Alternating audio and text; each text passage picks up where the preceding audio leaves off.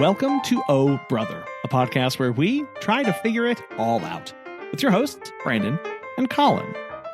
On this week's show, the internet is grumpy. Ahoy! Ahoy! How's it going? Okay. How are you? I'm online, so there we go. Victory. Oh my gosh. Good stuff. Here we go. Literally sat down to be like, okay, and here we... And nope, it just went... It's like, what the... Okay, fine. So then I'm like sitting there, and then I'm trying to access the router because I'm like, I don't want to have to go. A second story. I'm like, I don't want to have to go into the basement. I don't want to go to the basement. I just want to be able to sit. But modern convenience. I just want to be able to sit in my office. The Wi-Fi router's still up. So I just want to be able to sit, and I'll access the app, and I'll restart it from the app. Like all of the commercials said I could. Well, I was in the basement resetting it, and had to pull out the thing and then wait and count, and then I can never remember because apparently there is like a order that you're supposed to go in of like, do you unplug this cable or this cable first? Oh yeah, of course. And I don't know those things. There's stuff in my brain, but it's not that, right? Like I have tunes from 90s TV commercials to be spending my time humming throughout the day. I don't have time to remember the order of operations for how to plug back in a router. That's not what my brain's for. No, that's fair. That's that's important. You got to know the words to flagpole sitter, right? That's important. See? You don't. I mean, if you don't have that, what do you have really? Right? If you can't sing along to that, what's even the point? Like, no. I mean, your visions, right? Like, I was even. It's whatever. Yeah. So anyway, that was like immediately like, what am I doing? Boom! I'm running down to the basement to deal with this, and it was fun. That's what I got to do. I got to do that today. It's been we are working on my big project this week. It's still a big project. I am trying to develop yard signs to promote dog walking. Yeah, no. Bright orange reflective construction vests. Not enough. Yeah, no. Of course not. I want bright orange reflective dog walking signs. Yard signs. Whose yard are they going to go in? So customers' yards? Like you're just going to stick them. You're not going to put them in like intersections, right? Please tell me you're not going to do that. That's not. No. So you are. You won't know. Oh no. The rules around where to put them is there's some wiggle room. Yeah. This is the question. Where do you put a yard sign? Because that depends on what the yard sign says and looks like. Exactly. Right. If it says proud customer of business, then it goes in client yards. Yeah. Right. Yeah. If it just goes in random places, it needs to be very different. It needs to be very different, very generic. So I actually have two mocked up. I have a we love our pet sitter, like we love our cat sitter, like we love our dog walker. Like there's that theme of going to our clients and asking them, can you please put this? Those will be look a little bit softer, a little bit more brandy. Right, a little bit more brand catchy versus the ones I've designed to go in like ditches next to in an intersection. Yeah, that's basically just all bold text. That's just like, I walk your dog now. Thank you. Like that's all. Because that's the problem, right? It can't be fancy because fancy. We've discussed this.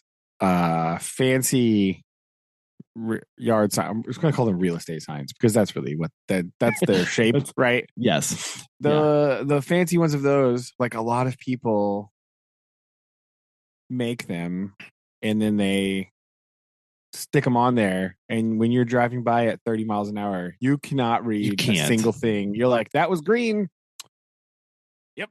Okay.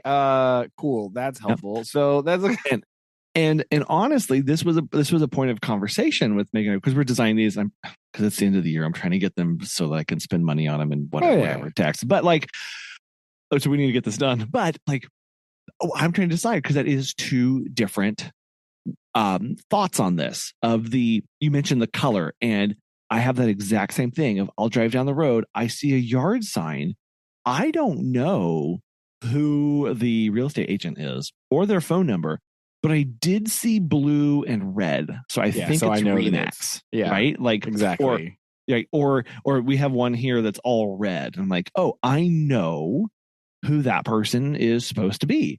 So, what's like, is that one way that we go and just kind of link it into the rest of our brand awareness campaigns? Brand awareness, right? Like, is that what we do? Or is this like supposed to be an immediate, like, they see sign, they have problem, they call me? Because that's what like the gutter people do. Like, they're not like the gutter or the siding or the power washing companies. They're not trying to build a brand awareness to power wash your driveway. They want you to get home and go, oh yeah, I saw that number and it was, whatever. I'll call that person and get them over here to clean my driveway. Two different modes of thought. We're trying to, I'm more in the line of like brand awareness marketing, but that's because everything else is like, but it just feels so like, like gross to do it the other way. But I don't know. We may do it the other way just to try it, I guess. I don't know. Yeah, that's a rough one because, like you said, you got to know where it's going to go first. Otherwise, it's just going to be. You don't want to flail in the dark with your sign, Ooh, can I print glow in the dark signs? Oh, I don't know. Hold on, I think I've had an idea. Well, just a minute. Everyone, sit down. Oh dear. Good thing I'm already sitting. Hiya. Oh man. Yeah, I should look into that. I'm taking notes. Got lots of notes here. Are there city ordinances against signs that glow too brightly? Oh, speaking of city ordinances, Kansas City. Oh no, I never like to speak of city ordinances. This is bad. Help. Okay. Well, so Kansas City came out hard and has been telling people, like, do not wrap your car in Christmas lights. Do not do. Do you have people down where you live that do this? No, you don't. Do we? Hold on. I have someone who would know about this here. Hey.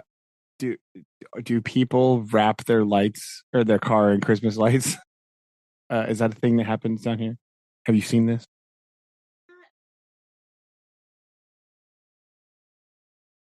But like they do a parade. Okay, but not like just driving around.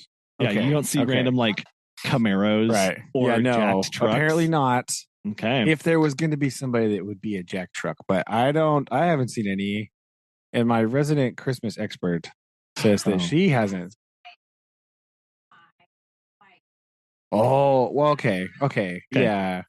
That's different though. Like semi trucks that do decorations. That's what he's talking about. Like, I don't. No. Yeah. She goes, I don't think that's legal. Aha. I think we've stumbled onto it here. So we saw a report come out from Kansas City that was like, please stop wrapping your cars in Christmas lights. They're kind of a nuisance and it's not good to have and it's distracting and blah, blah, blah.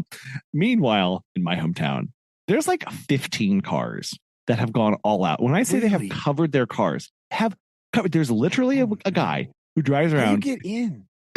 I don't know. I have no clue. Dukes and Hazard like, yeah.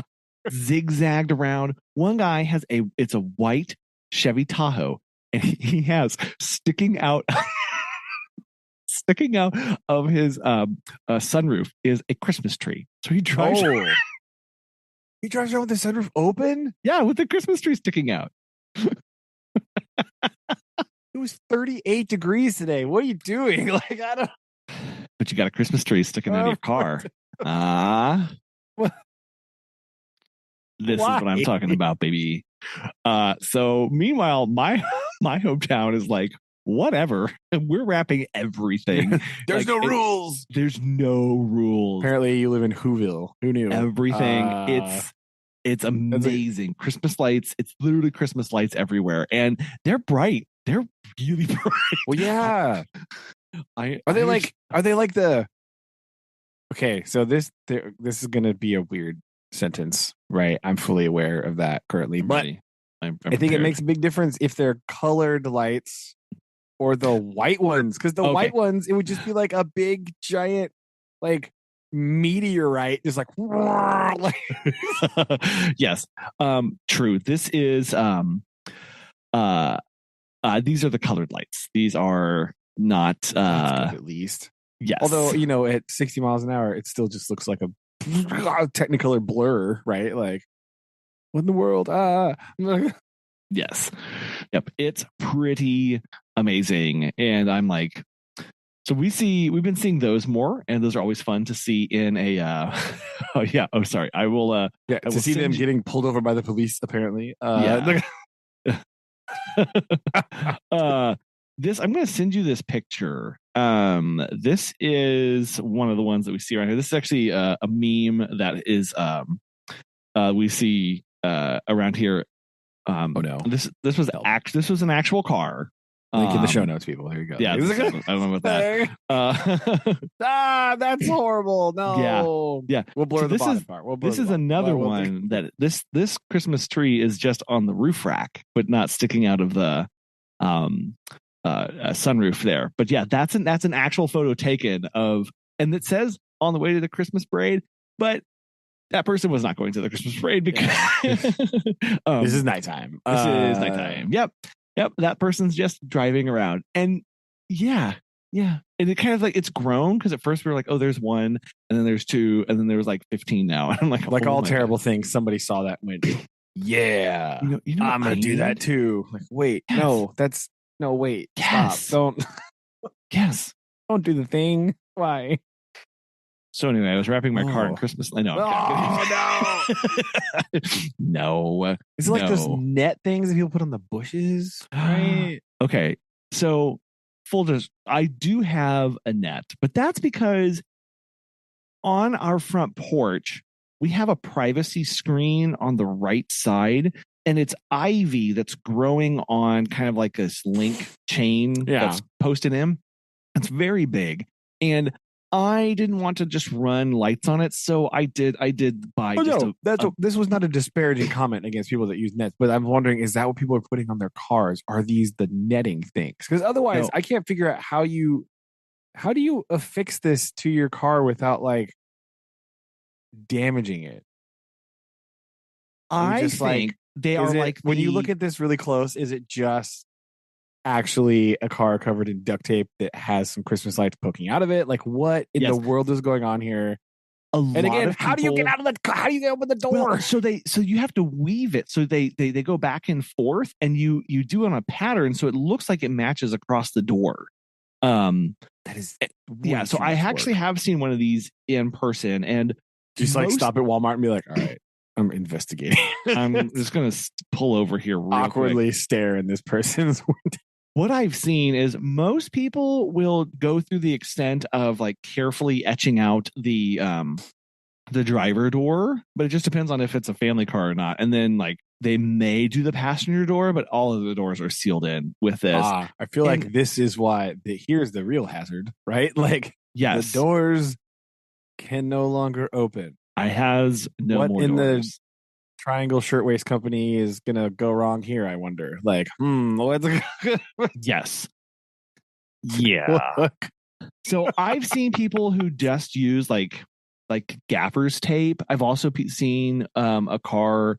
I think it just depends on how long they're wanting these to stay on. Because these people, like, they'll leave them on for a very long time, not just for a Christmas parade. And that's what's not clearly. Yeah. Also, who's just driving a random Chevy Tahoe in a Christmas parade, right? Like, yeah. I guess I guess like small town Christmas parades, like you can just enter. Like, it doesn't really. Yeah. Oh, you just be like, oh, here's my form. Okay. Like, yep. I'm in the parade now. What yes. club are you with? Yes. Like, here I am. Yeah. Well, so like, I think that's what this is, or maybe it's like, oh, this was part of a church function, and we need a car to wrap in lights, so let's just use this one and whatever. But yeah, they use like duct tape, or I've seen the people will use those 3M. What is it? The 3M like little plastic hooks or command strips, right? Command strips on your car. Yeah, this is that's what we not do. a good idea because you can get the clear ones with the hooks, right? So you can actually put the lights in the little hooks and like tension them to get them onto the car. Yeah, I've seen that before. So goodness, what? it's just and I guess some people would like that because you can get the clear hooks so that it's not as like apparent. But I'm like, come on, who are you kidding? It's I mean, yeah, it's lights on a car. So if like they're so bright that you can't see the hooks. Yeah. Right? So I feel like this is fussing over a problem that's not real. That's what this feels like to me. I don't know. That's a big right. Yeah. There's so many other things to worry about at that point. Like you're really concerned about whether it's a clear command strip or not. Like I think there's other things on our list of two worries about at this point. Like the door not opening in case of emergency. Being able to escape. Maybe that. Yeah. Fleeing your vehicle. This is being able to actually exit the car. Or your passengers being able to flee your vehicle. I don't know. Yeah. Being able to roll down the window so you can get takeout. The real important thing here. Like how right. Because you can't. How am I going to get Chinese takeout if I have plus you can't obstruct your windows because that's like mega illegal. Like I know these crazy police like, oh, I can't see out of my car. That one I agree with. You need to be able to do that. That's again, this whole safety thing, it's kind of weird. I want people to see to not crash into me. I approve not putting random junk over your windows. This is good. This is mind-boggling to me. This really hurts me in a lot of ways. Like I don't. Why? Why is this?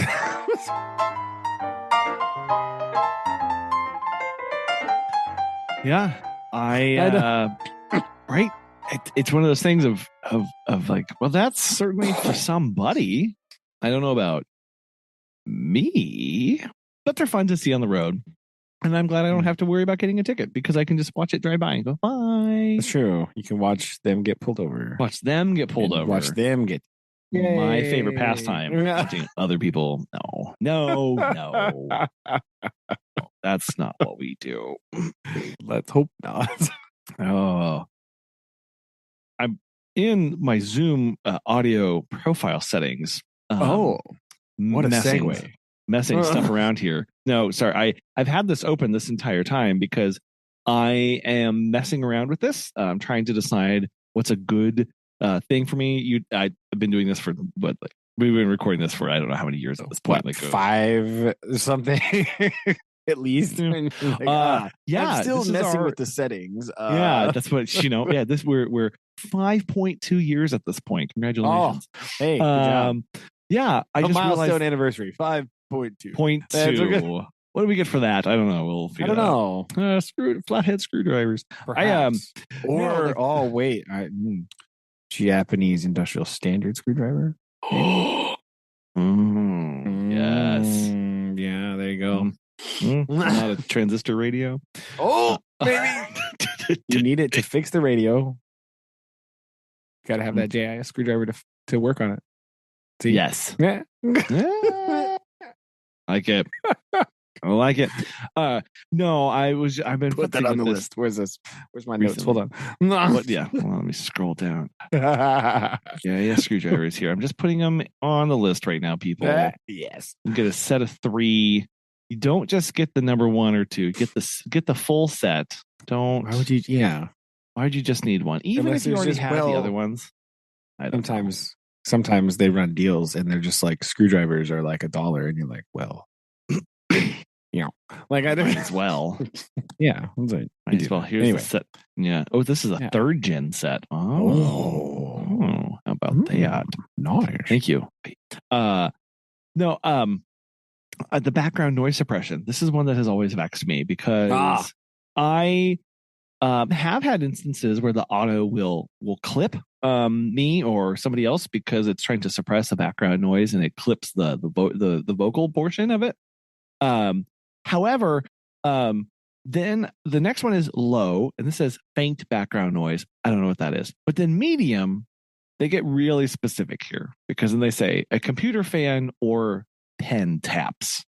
And that's you. Me. See, I saw that one. Yeah. And I went, oh, right. I fidget. I move constantly whenever I'm doing anything. And so we're talking, I'm sharpening a pencil. I'm literally like lifting up my mouse and tapping it up and down. I'm scooting my chair back. Like, oh, okay, this should be on high actually, because I'm almost to the point. High is just background speech. You need quieter fidget things. Like I have a random like heart association stress ball squeezy thing, but it's in the shape of a heart. So that's good.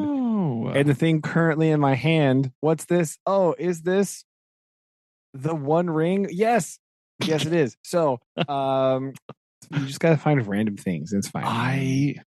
I'm failing on so many levels. I'm actually full disclosure, listeners. Full disclosure here. I am currently sitting on the floor on it's like a inflatable rubber cushion thing that it wobbles around. Oh, right. So it like moves. Get some core stability there. I mean, kind of, yeah. But like, it's not a pillow, right? So it doesn't like get flat and you don't have to like keep messing with it. And it just like when you move, it like also moves. So it's like, oh, I like this very much. This is the thing that you can give kids these things to sit on if they're fidgety in class, right? But I have one at home. I bought it a while ago. Then forgot I had it. And then when my other cushion thing was all messed up, I was like, I don't have anything to. What's this? Yes. So that's what I'm. Look at this. This is what I sit on while I record here. It's like, it's just a little thing that just wobbles about when you sit on it. Let me see if I can. I'll send you a random picture of it here on the floor, but yeah, this is what. So you got to have alternate. You got to find quieter methods, Collin. I know. This is the real secret that you got to get to here. So I do have a my other fidget thing.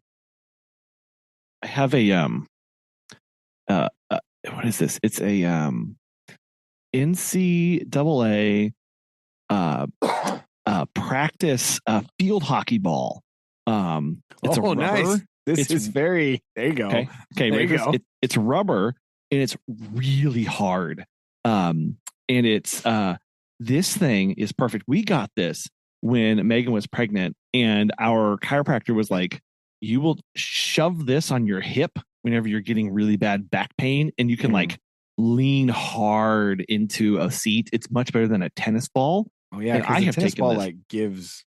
Yeah, right. This gives just enough to like kind of push into it. This thing is really dense and it hurts if you get hit with it. Not that anyone's ever thrown it at me. No, because that would never happen. But the other thing this is really good for is when I'm at my desk, I put it on the floor and I move my feet on it. Oh yeah. That's what I do with a tennis ball. Yeah, because I started with a tennis ball, but I realized I was like, it doesn't like I can push hard and I can flatten a tennis ball. Yeah, that's true. I'm like, I can really jam my feet in there, and it's good because it keeps my feet moving and it keeps me not just sitting still. And I can focus a little bit. I have to look into this here. Is it like a really book? Is it like it's really hard rubber ball thing? Really hard rubber ball. Yeah. Okay, so here again is an unbidden memory just comes racing into my brain here. Dee Dee had something like this, right? Oh, it was like this big black, like not big, it was like a black rubber ball. And I don't know if it was like a handball or if it was like the field hockey ball thing. And I don't know why he had it, because he also had a like, there was also just like in a basket for some reason was also like a racquetball, right? Oh, And then like interesting. this thing. And like, I don't know why they were there. I have no clue what they were there for, but I remember I played with it all the time. But it was like this really like quite substantial like rubber ball thing. And I have never seen another one like it before. So I don't know. I am sorry. I said field hockey. Okay, so it is actually a practice lacrosse ball. So this may change your tune on this, but maybe. But yes, this is. I'll just send the link here. I'll send it to you directly. These are what you want. This is exactly what we have. We have an orange one. They're made by it's made by Velocity, and this thing will. This is good. This is my top tip for the day. Buy a Velocity lacrosse practice ball and use it to really jam into your hips, or you can land your back and ram this in your shoulders. It's good. Well, way better than a tennis ball. Of colors here. Yeah, you can match it to your decor. Problem with lacrosse practice balls, it seems, is you cannot buy a ball. You do have to buy. No, you can buy. If you scroll down, you can see single balls. However, you can also get cases of 120. That might be fun. Don't. As I am not actually playing lacrosse, I do not need 120 lacrosse. Yes, unfortunately, the smallest you can get is 6. But you all the way down there, you can get 3. Get multicolored. That'd be fun. I think. Well, there's 3 in this picture. So. You're right. No, I see a 2-pack. Yes, here, I'll send you a 2-pack. However, man, you really lose all the deals there. Here's your 2-pack. Do I really? I don't think I need. And it's so funny how they have taken these. Like this is, I will tell you, this is everyone's favorite segment where we read Amazon titles because SEO is ridiculous. Okay, this is the Velocity Massage Lacrosse Ball for muscle knots, myofascial release, yoga, and trigger point therapy. Firm rubber scientifically designed for durability and reliability. White 2 balls. But also for lacrosse. Also definitely for lacrosse. It's also for lacrosse. Don't forget all of the photos. Here's a lacrosse. Here's the thing. But no, also and then a foot. Whoa! Hashtag no free feet, Amazon. You better get this off of here. This is dangerous. Like you're gonna get it. Anyway, but yes. So they definitely know their market, right? They know that this isn't like a huge kept secret. But man, I'm telling you, if you really want to up your game from tennis balls, this is what you got to do. Do this. It is pretty official. I wonder if other random sports balls are used for this.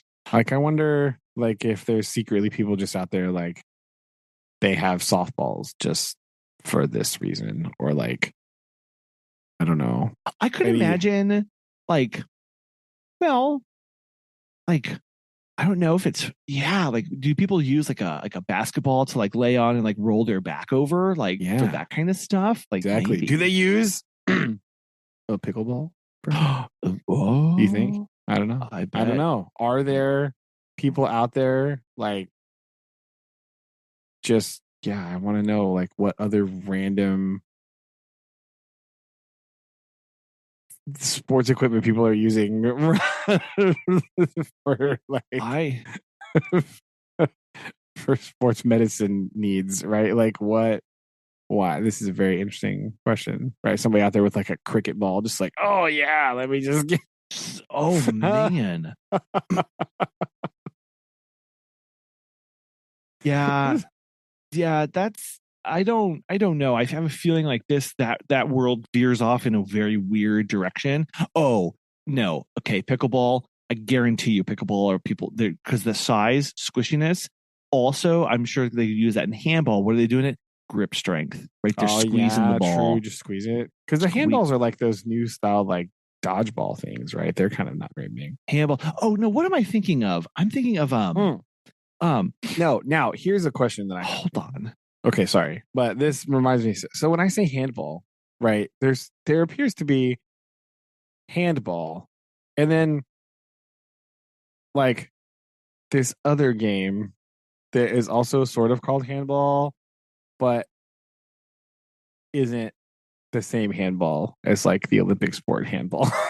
Yeah. Oh. Or I'm thinking about like the wall ball. It's like I was thinking about handball in like handball like racquetball, but with no racket. Like With that's the what. gloves. Yeah. Yeah. But then handball is actually kind of like soccer, but you hold the ball with you. Yeah, Like that that's is a- a game that is played in PE across the nation as well. I think this may Yeah. have a similar origin story to Yes. pickleball, right? I feel Yeah. like this is Yeah. And when I was thinking, oh, it definitely does. It definitely does. It's like you minimum set up like, or let's just- it could be the other way around, right? This could be much older, and then PE coaches all watched the Olympics one year and went, "Wait a minute, hold on, guys, I have an It's all idea." wrong. Whereas Yes. pickleball started, I think, from the bottom up. I think somebody saw handball and went, "Wait a minute, I'm gonna bring that down to right. elementary PE class." Oh, I think that that's what's sounds- gonna. Yeah, handball does come across as a little bit elitist, I think. But I was the grip strength thing because I was thinking also because it's kind of akin to a racquetball, and I have seen people use racquetballs for that. Like they'll do the squeezing, then the hand mobility stuff. Like Exactly. I'm sure pickleball is also in that as well for dexterity. I bet that's probably what I would do. Maybe. So we'll just have to see. We'll just have to get a whole bunch of random sports balls and See how we can injure ourselves with Oh them. yeah. Okay. We're There doing you it. go. Doing a thing. Oh, yeah. So that's what we've been. That's what I've been doing. We have we have soft water. We did install Hey, a all right. a water softener, and my goodness, this it's amazing when you go from very hard water, all like things building up at like a moment's notice, water droplets on the lightest mist and breeze in the kitchen. It just completely coats everything. And now to not have that, well, first off, my manic nature to constantly wipe and clean and spray Every tops. single thing, yeah. Yeah, like I don't need that anymore. So I can redirect that energy elsewhere. I guess probably where it's more needed. So that's a plus. Yeah, that's good. Useful. Useful. So that's good. But I felt so weird. Like after we got it installed, I'm just like watching people wash their hands, and I'm like, "How's the water feel? Can you tell the difference? Does it feel less calcium-y? Like what's happening? Yeah, soft. And for a little while, when we asked, we were like, "Do you like?" Of course, the only other person we have to compare this is like Dad's house where we go, and he's got soft water. So we were like, "Do you like our water or Dad's soft water? Dad's soft water?" And the kids are like, "I don't know what you're talking about. Like, why?" I was gonna say they're probably like, yeah. And then my daughter said, "Oh, I definitely like Dee better in the shower because it's definitely softer. It doesn't hit me in the face as hard." And I went, "Oh no, that's just how do I?" Shower head. That's the shower head. Yeah. That's not what we're talking about. We have better water pressure. Anyway, next. Sorry, I'll try and tone down the shower head too. Now that I know about that, so sorry, honey. But yeah, then I was like, "Oh, now I feel like I am like in a true like like a manic stage of like, do the clothes really feel softer when I get them out of the dryer? Like, what is going on? Like, how does this? So that's not. I don't think your clothes really have a buildup of mineralization upon them, right? Like, oh, look at But those they're calcite supposed to. everywhere. But people say that clothes are people softer. say a lot of right. So I'm like feeling them. I'm like, well, I haven't washed this shirt yet, so I'm going to go take it down. I'm going to hold it in my left hand. I'm going to just look like a Downy commercial, right? Where you're just like rubbing it on your face, like, oh, put this Does this feel better? Does this feel better? Here, feel the shirt. Feel the shirt. Okay, Dad, easy. Let's go lay down for a little bit. I'm like, no, feel the shirt. Fine. That's where I am right now. Just chasing people down. Be like, tell me about the shirt. It's a big adjustment because, right, like I have the opposite adjustment, right? The inverse, if you will. Because whenever we go to Dad's house, I'm like, oh, I'm going to take a shower. And it's just like, ew. Oh, gross. It's slimy and it feels like the shampoo is not coming out of my hair. And like, it just, I don't like it. Like, yeah. Where's my minerals? I need some. I need some resistance. I need some grit. Yeah. It was really important for us to like dial it in because you can go like way overboard with this. And so you can pay people to come out and test your water, right? Like Collin loves to do this. And then of course, I bet they do. We had a friend. But they don't have your manic imagery. So right. Like I don't think I need to involve any other people in this. No, definitely not. and I had somebody who was like, man, we had the Collin water guy come out and like, man, the test they ran showed our water was really bad. I was like, of course they did. They're trying to sell you a water filtration system. They're not going to say, "Oh, well, tough luck. Your water's perfect." I think they probably like run. Okay, this is for entertainment purposes only. Lawyers. Okay, this is not right. But can you just imagine them going out there and being like, "Oh yeah," they run the test and they just like open the toolbox and get out the prepared test strips. And they're like, "Oh yeah, see, it's real bad. Look, it's this. Look at your pH. Oh no, like." Yeah. And what are they going to say? Like they're going to say actually a test. They're just like, oh yeah, yeah. We see a lot of this in this area. Don't worry that. Yeah, that's what we see a lot of is this. And then but we've got a system that actually targets. Just so happens this specific thing that you can one buy. Specific thing that you need. Oh wow, imagine it's amazing. It just so happens to be on sale today. Isn't that amazing? Man, what a coincidence. What can I do to get you into a filter system?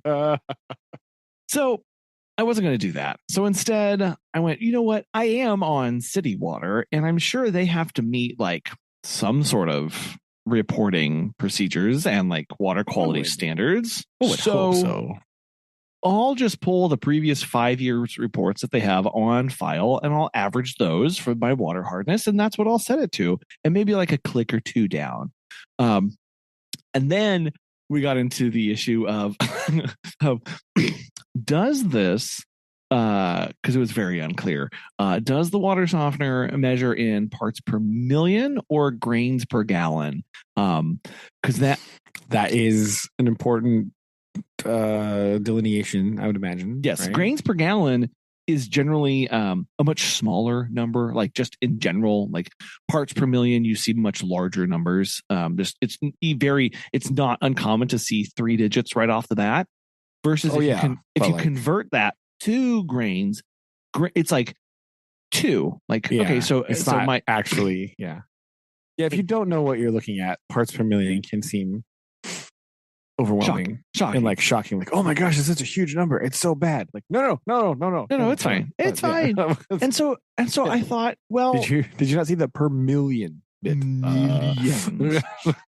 And so my first way in testing this was, okay, grains tends to be much smaller, very unlikely to, in a normal setting, like hit 3 digits, because that'd be like you're just taking in brine at that point. Yeah. Like we're being honest. Like, ooh, look, sand. yeah. This is how are you getting stuff through this? It's so dense, like it's just sludge. And so I went to the little thing. I just kept pressing on the up arrow because you have to set what the incoming hardness is. Oh, okay. Because I was like, okay. I'll see how high this goes. Because if it goes like really high, I'll know. Yes. Okay. Right? Because that'll give me some. Well, Yeah. it's. I got up to like 250, and I was like, this isn't helping. Like this is really. Yeah, we've gone too high. Oh no. Never mind. I was hoping to stop at like 15. That's what I was. No, I was like maybe 20, like at the high end. And so we had to do some more digging, and I did find that it was in fact grains. So back down we went. So that was actually, again, like know your units, people. It's very important. It is quite important. Yes, that is.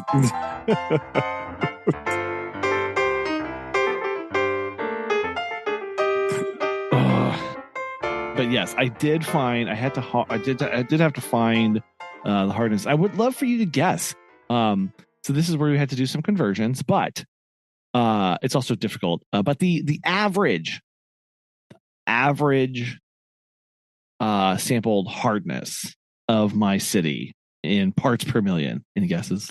I have absolutely no idea. I have zero baseline to go off of here. So like, yeah, no, it's fine. It's it is difficult. But it was that way. Did I do something? I didn't do something right there. Oh no, it was 250. If you look up 250 parts per million, not bad at all. Well, if you look up 250 parts per million hardness in your water, they're like, that's a lot. That's considered hard water. Like, it's not. It's definitely above moderately hard. So like, yeah, that makes sense. That's why everybody's hot water heaters die a terrible, terrible death. That's true. So, but it is always interesting. This is good stuff. The other pro tip, if you are looking up your local water quality, if you are on the city water, get it. It's fascinating data reports. I'm sure hours. It's just lovely. Yeah, I'm gonna go. Yeah, exactly. Because then you'll find you're like, yeah, I don't know. Like, look, there's wells. Look, there's 1, 2, 3, 4, 5, 6, 7, 8, 9, 10. They pull from 10 wells. Well, for our little. How about that? Shocking. Interestingly, they start. I don't know the exact history of this, but it starts at well 7, and then goes to well 9, and then 11, 17, and then 15, 13, 16, 18, 19, 12. Where did 1 through 6 go? Well, I imagine they probably are closed. Oh, capped them. Right. Capped. Yeah. Right. They probably, what probably happened, here's my hypothesis, is those were drilled and then they were like not producing the flow, and then they capped and dug deeper wells, potentially, right? Draw from the water table, because they were probably getting the cone situation, right? So they had to go down. So that could be. Or they just were like old and they were like, oh, nah, blah. So they just capped them. So there probably are remnants of like 1 through 6 somewhere. Right? Oh, well, but like, yeah. And I bet that they just couldn't meet the capacity, like you're saying. Yeah. Like they were drilled, but they're like the line wasn't big enough. Right. Yeah. Like the diameter of the well was not large enough to get growing needs. So like, okay, well, instead of re-drilling this, we'll just cap it and then get a different one like over here. Right. So I think that's probably that's probably what they did. Either like wider diameter or deeper or like just whatever. So those wells probably exist somewhere. Right. So urban adventure time. Where are wells? Yes. This is what I need more of this. This is where you go.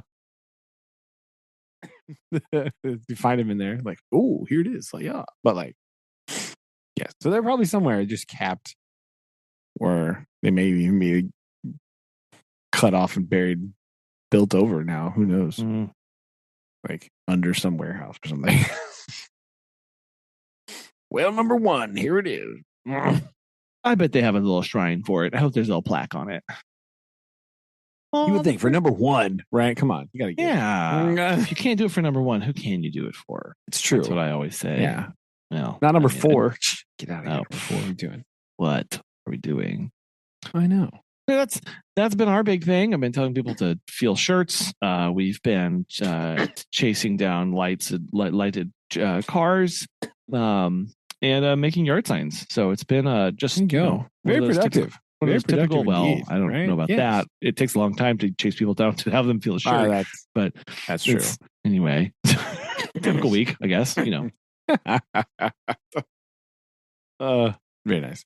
Before I tell you what I've been doing, I have a Segway segment for you. Oh, yes. Right. This is just a random segment that I thought of, and I thought I would grace it with you here. This is inspired by internet darling John Green.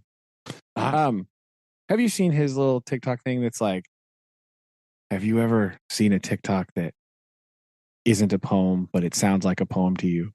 Have you seen this thing? No. Okay, it's really hilarious.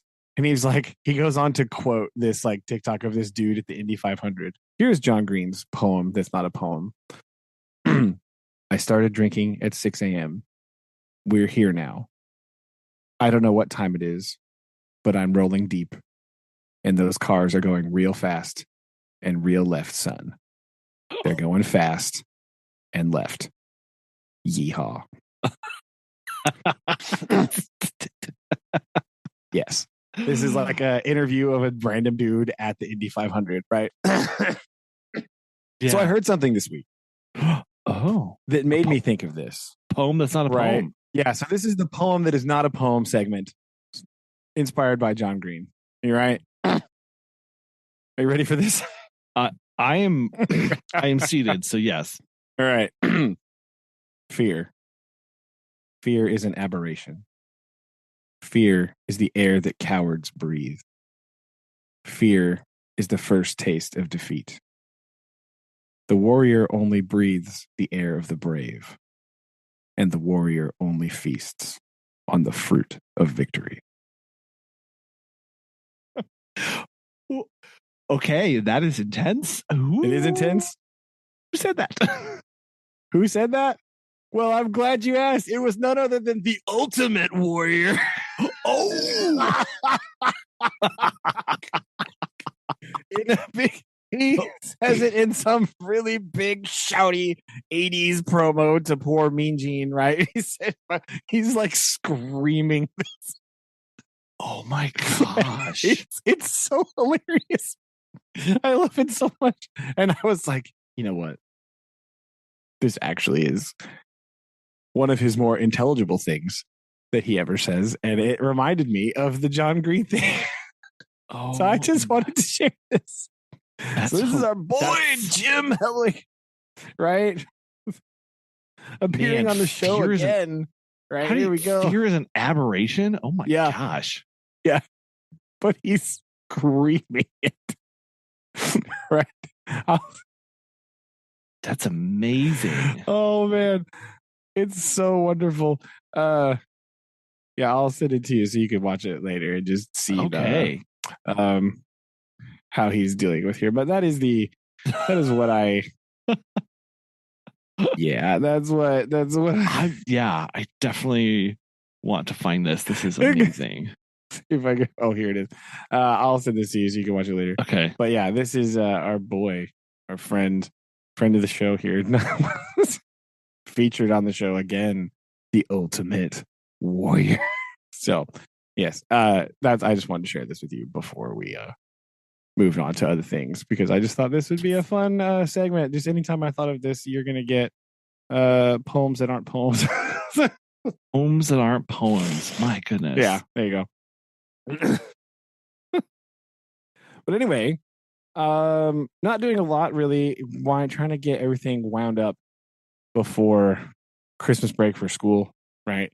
Trying to get everything like done and just like get through the week and see how things go here to try to cap off school for Christmas vacation time, right? Mm-hmm. But we did do something on Sunday. Oh, Sunday. Sunday, Sunday, Sunday. Yep.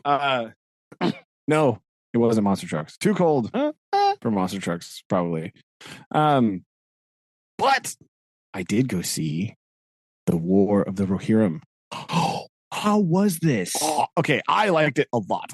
Okay. The internet is a bit split on this movie, right? We have a lot of people that are like, that's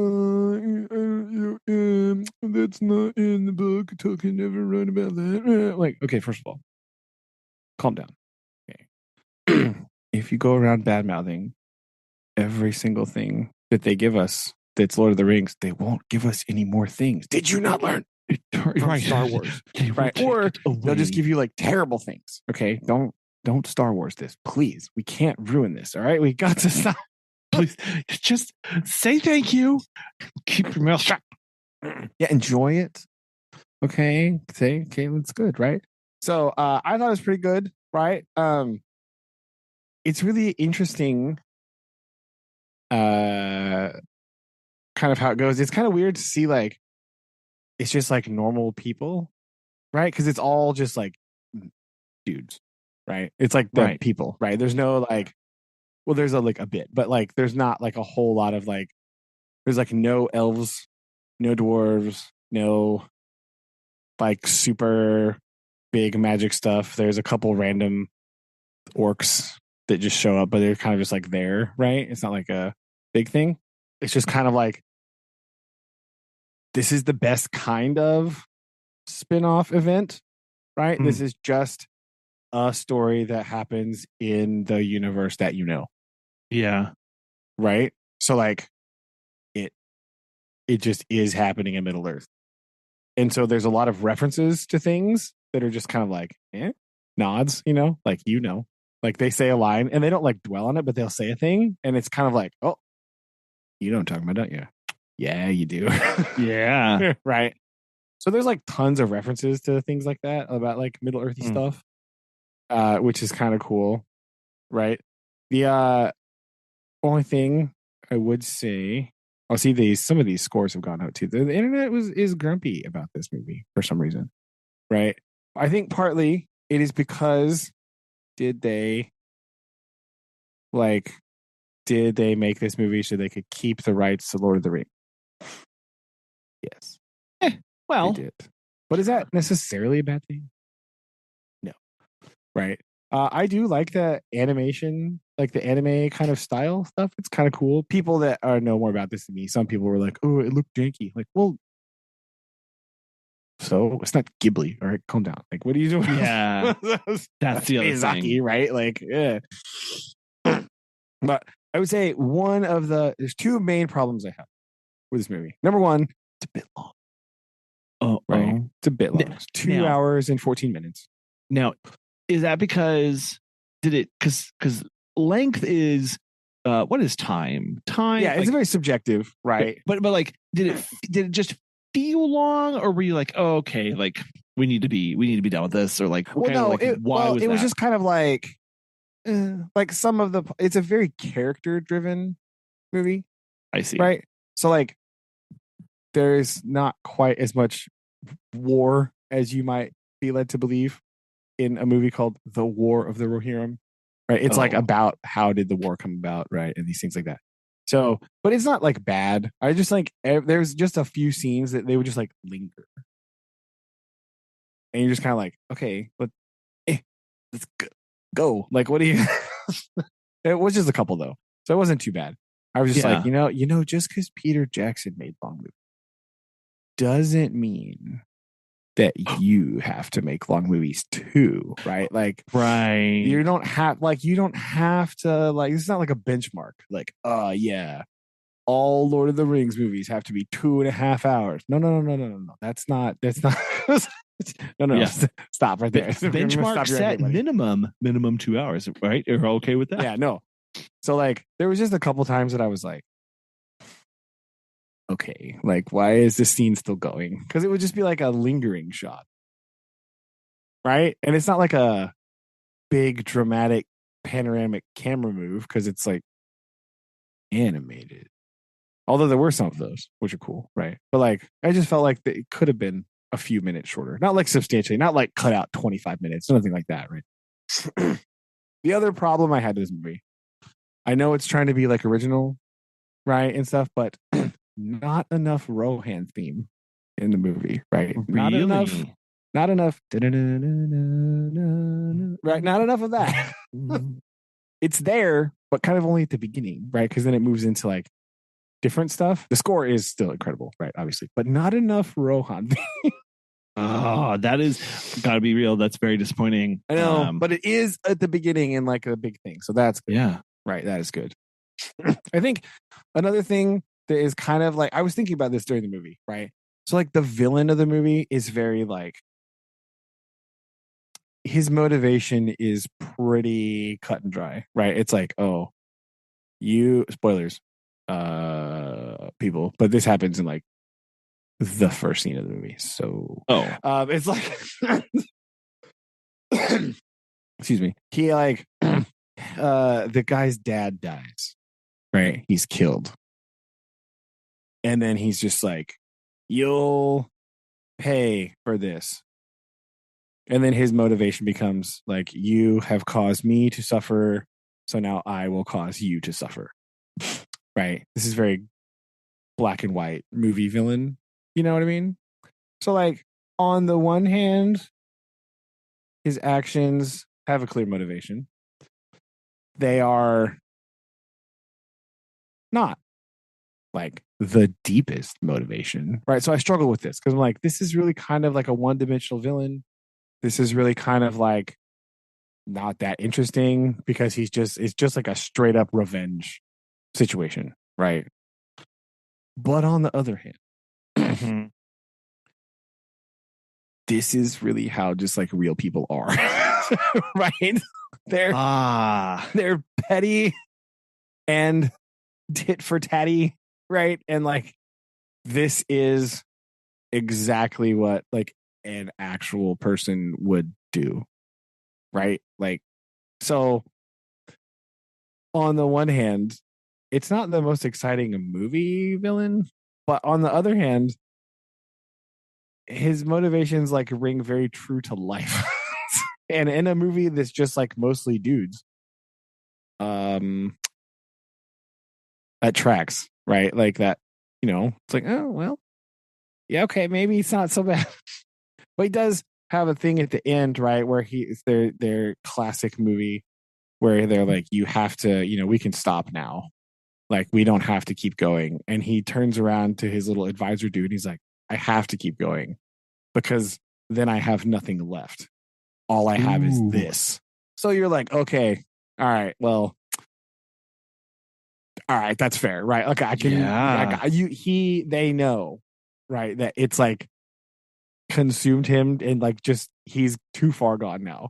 He's like committed to the thing. So they tell you basically like he knows it's kind of dumb, but he knows he's come this far and he's this committed and he has to see it through because otherwise all of this effort will be for nothing. If he just turns around and lets them like live or whatever, then he would have wasted all this time. So he has to go through with it.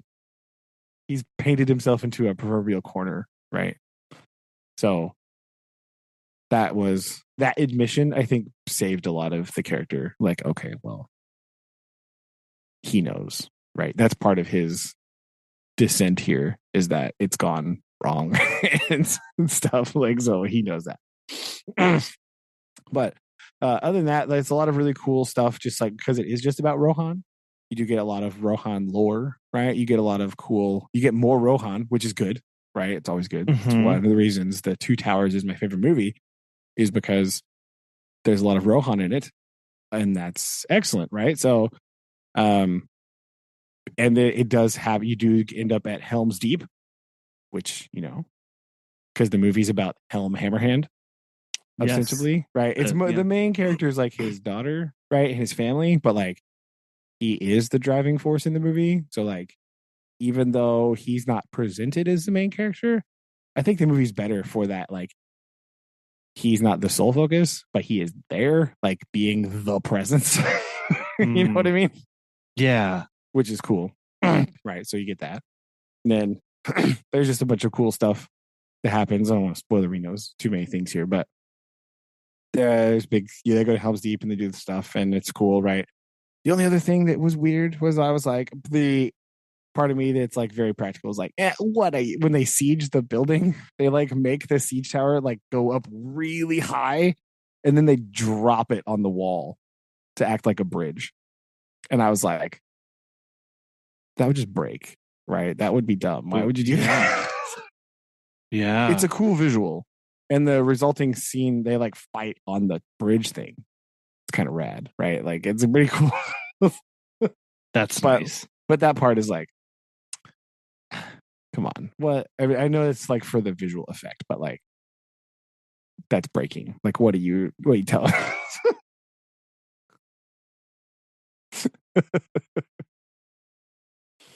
Yeah, those are the kind of things that like budgets are always part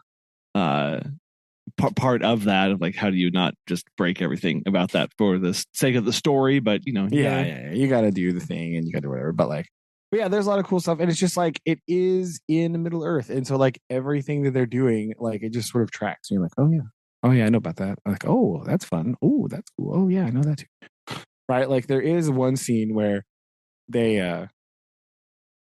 she comes across two orcs who are just like searching bodies, and they're picking up rings and putting them in a pouch. Right? And that's kind of like the scene. Yeah. Oh, interesting. Yeah. Because it's like, oh, I know what they're doing. Right? Yeah. I know what it is. Because this movie set like somewhere around like 200 years before The Hobbit. Right? So we are, the Mordor is searching. It's growing. Yeah. Yeah. Well, and it fits in because the long has he searched, long has he thought and planned, and that kind of stuff. So there's this little interaction where she sees these orcs and they're pilfering and they're picking up the rings and they put them in a pouch and they're talking about it, which is kind of cool. The other part that's kind of cool is the voices of those orcs are voiced by Billy Boyd and Dominic Monaghan. Oh, are you serious? Yes. Oh my gosh. I couldn't tell until the credit, right? Because they're not like they're doing like a orky voice, right? Sure. But in the credits, it's Billy and Dom. Which is awesome. Hilarious. It's fantastic. That's a great tie-in. I know, it's great. That's great. The other tie-in is that Erwin is like narrating the story. Right? So really? Yes. So Erwin, like the lady from Rohan kills the king, brown hair. She's the narrator of the story. Miranda Otto is narrating the story. Oh, so anytime it's a narrator, it's her. And she's like reminiscing about this, or now you don't ever know because you don't see her ever. Yeah. Okay. I won't say reminiscing because she wasn't alive then, but so that's the cool part. Like she's telling the story. So like the fan part of your brain is like, who is she telling this to? Right? Like, yeah. When is she telling the story? Which is kind of cool because like it could be like after the War of the King, right? She could be telling this in like Minas Tirith, she could be telling Faramir, who knows? Or maybe she's telling it to the people at Helm's Deep. That's exactly where I thought, because of Helm's Deep. That's what I like to think is happening. Yeah, because many people probably wouldn't. I mean, they would have known, or they know why it's there, but to tell of another time where it was besieged and fought valiantly against, and like the Hornburg, and defended successfully, like definitely you could tell, you could see why she'd be telling that to the townspeople. Yeah. So I think like one cool thing you could think about is like, is she telling the story like when they're in the keep, right? All the women and children are in the keep, and they're getting ready, you know, or they're talking about like maybe going through the caves out into the thing, right? Is she telling the story during the siege Yeah. to the people? Because that makes the story way cooler.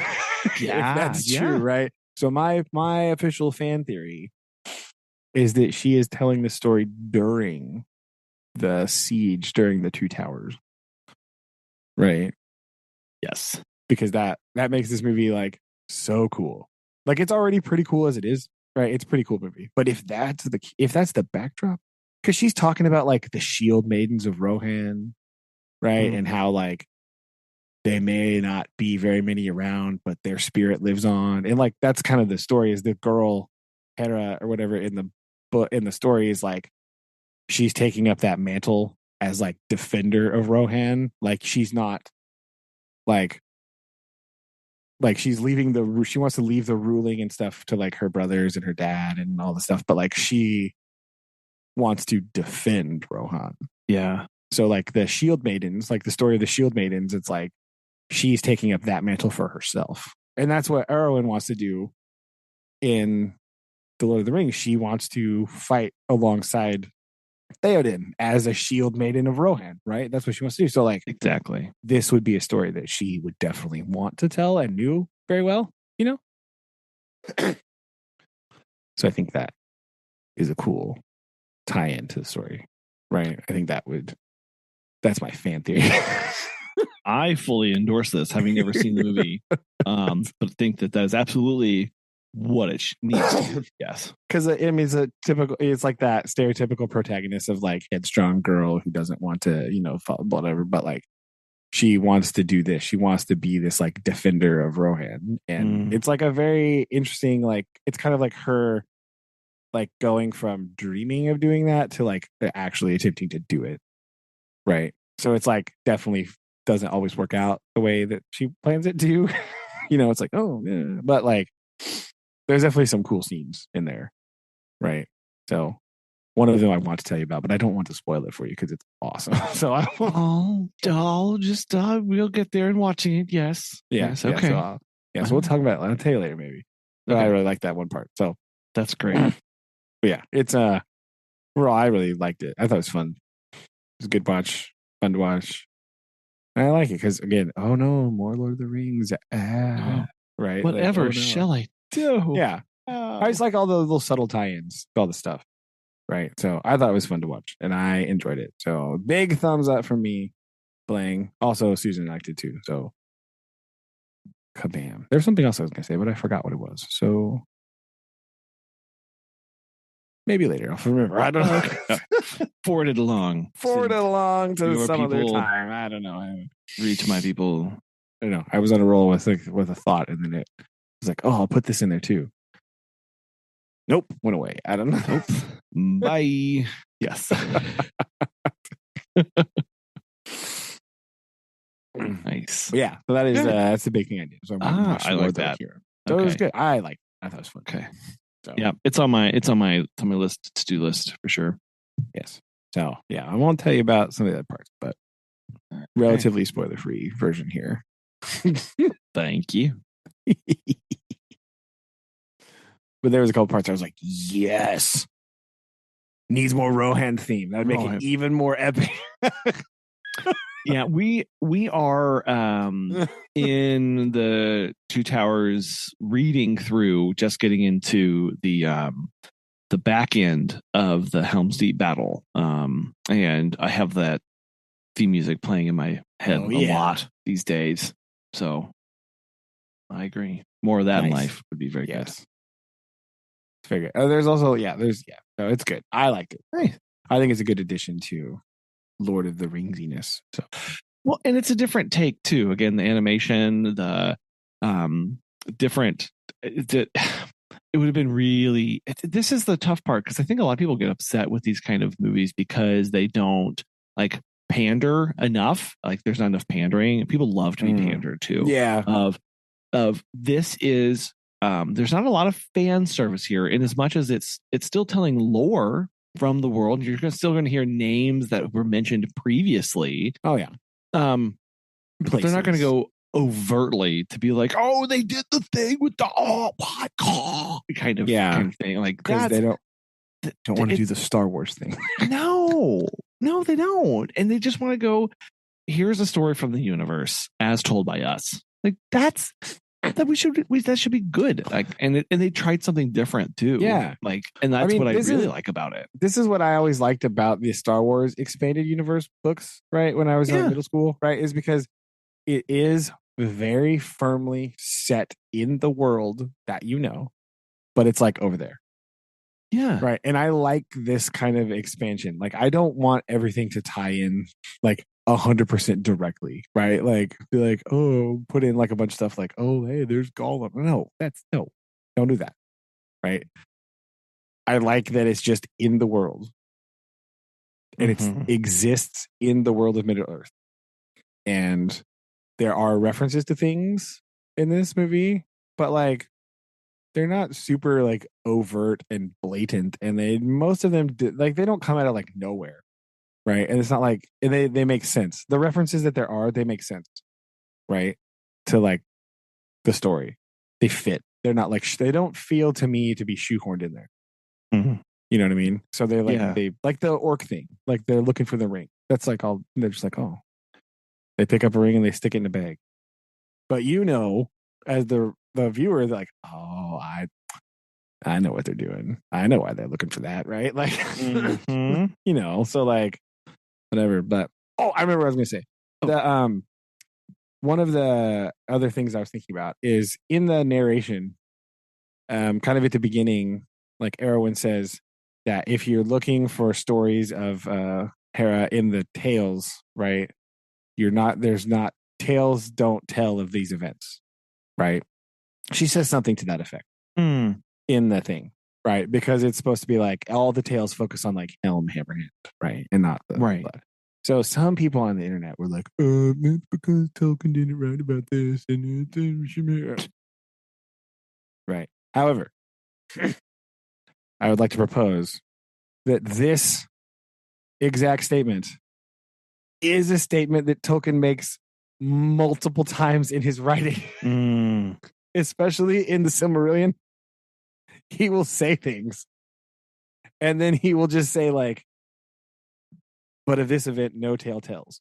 Right. Yes. That's just code for like, he hasn't written it yet. Yep. And so when they put that in the movie, like, I thought that was a really clever line because like, if you know, right? Like, because to me, I read that as like, well, yeah, maybe the tales don't tell about it, but we know it happened because Tolkien says that. He'll be like, oh yeah, he'll just like say random things, and then he'll be like, oh, but of this event, no tale tells. Anyway, because he like wants to go back on topic over here. Like he's like, oh no, back over here. He's focused on something else. You're right. Yeah, we'll talk. He's like, and some of that stuff you could feel like he was like, oh, we'll deal with that later. Anyway, this got places to be. Yeah. Yeah, we got to talk about Fingolfin. Let's go. So, oh man. Yeah. But like so that there's this little line in there, and I saw some people comment on the internet like, well, that's because Tolkien didn't actually write about it, and this just is only in the appendices, and I don't know why they make them. I was like, first of all, okay, stop it. And second of all, this is the thing that Tolkien says in his writing. Right. He says multiple times, but of this event, no tale tells. Right. That doesn't mean that it didn't happen. It just means that right now he's telling a different story, and we don't know the details. So like this whole movie is like, you can go, oh yeah, well there's nothing that says this, these things didn't happen like here. So calm down, people. Calm down. They use the Tolkien literary device well. I like it. Yeah, and like you said, they're not inventing a new mechanic for the world. Yeah, everything is known. This is all familiar, right? And that's I do know that people get upset when they're like, now wait a minute, you just invented a whole new thing to make this just work, or because you thought it was cool. And people get upset about that. That's one thing. But to just say, look, this is just it's part of it. We're just continuing a story or retelling a story. And also, let's not like reliable narrator or not. Like, also, you have to think of that as well. Yeah. Like, sure, let's say some of the discrepancies or some of the weirdness. You know what? We'll blame AON because she's telling this in a rushed tale. She's in the caves of Helm's Deep trying to make sure that this sounds really nice for everybody because we're about to die. It's like you can anyway. Like the fact that people can't, I don't know, like just have that in their head. It's frustrating to me. Yeah, and it's definitely in the spirit of all things Tolkien too, because like it's not like okay, so like the girl, it's not like she's just like a like super bad to the bone like warrior who just like wins all encounters like flawlessly and effortlessly. Like it's not that kind. It's not like that. She is like it's a very real. I think it's like a much more like in line with the whole rest of the trilogy and stuff because it's just like she's just like a girl, and her motivation is like, oh, I want to help my dad and Rohan, and I'm gonna do these things like. And it's not like she just like steamrolls everybody and like always is victorious and blah blah blah. Like, you know what I mean? It's like very grounded and like, oh, this went well this time. Ooh, this time maybe not quite so well, right? Like, like, right, yeah, like her plan didn't quite work out. Like, so it's kind of like it's not like just like oh, she's gonna just steamroll everything and like solve all the problems in one hit. No, she has to struggle with it and deal with things, and she's trying to solve these things in her own way, and she has to deal with the results of that, and people don't agree with her and all this stuff. So it's like a very nuanced take. It's not just like she's not like a superhero. She's like a Superman situation where she just like wins, Yeah, she's not coming in being like, wow, look at all this amazing super strength that this person has or whatever. Like, and everything's really easy for them. What a cool, boring story you're on. Yeah. So it's good. And it's very, I liked it. I thought it was really good. So I would definitely want to watch it again. Okay. Bang. That was what I did. I like it. The War of the Rohirrim. And I liked it. As a Tolkien enthusiast, on a record Tolkien enthusiast, I liked it. Not just because it was randomly Tolkien stuff, but I thought it was good. One of those guys. Yeah. No, I'm not just like, oh, it was great because it was. No, I thought it was fun to watch. Right? It was fun time. Well, that's important too. I enjoyed it. Like, yeah, I enjoyed the movie. Oh no! Someone on the internet enjoyed the movie. Heaven forbid. Heaven forbid. So yeah, that was my big thing. That's my review. Nice. I like that a lot. Really, all I did. So, well, how dare you for enjoying it? I know.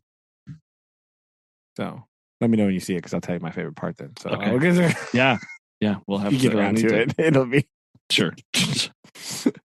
Hopefully, it's not too hard for me to pick out. Yeah, I don't know. I that's why I wanted to go this weekend because I didn't know how long our theater would have it. Yeah, so I was like, true. I'm going right now. Right, doing it. The thing. And we went on like Sunday, and like there was a 12:30 on a Sunday showing, which was great because that means we were the only people in the theater. Because like not a lot of people are going to the early movie on Sunday in Southern Missouri. That's not a thing that's happening. No, that's definitely true. So we got to be the only people there.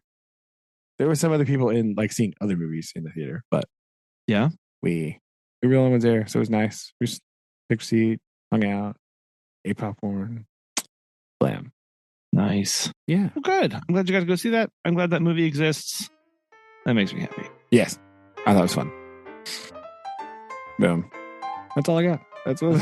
Well, good. That's all the excitement I had this week. I saw more Lord of the Rings thing. Yeah. Oh man. Jeez. On. Well, good. I'm glad. That's good. Well, I have a haiku. We can end on, if that works for you. It does indeed. I do love a haiku. Okay. Might be on the nose. I don't know. Frog and Toad share tea. green leaves turn as seasons pass. Friends laugh on each page. Oh, so good. Ah, there you go. I like it.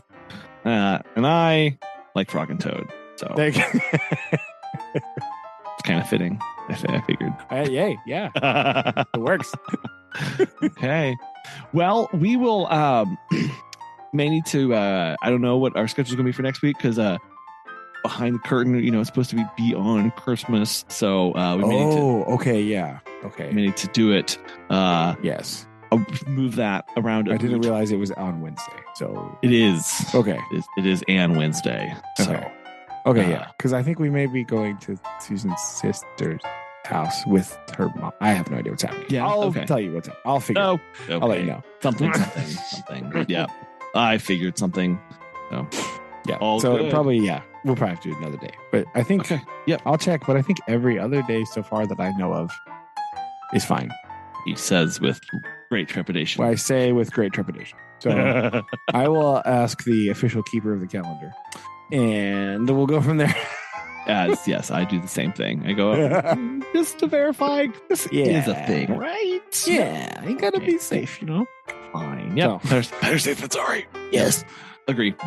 Okay. Well, with that, we'll do some planning and behind the scenes coordinating, and we will go from there. All right. Okay. Love you. Love you too. Bye. Bye.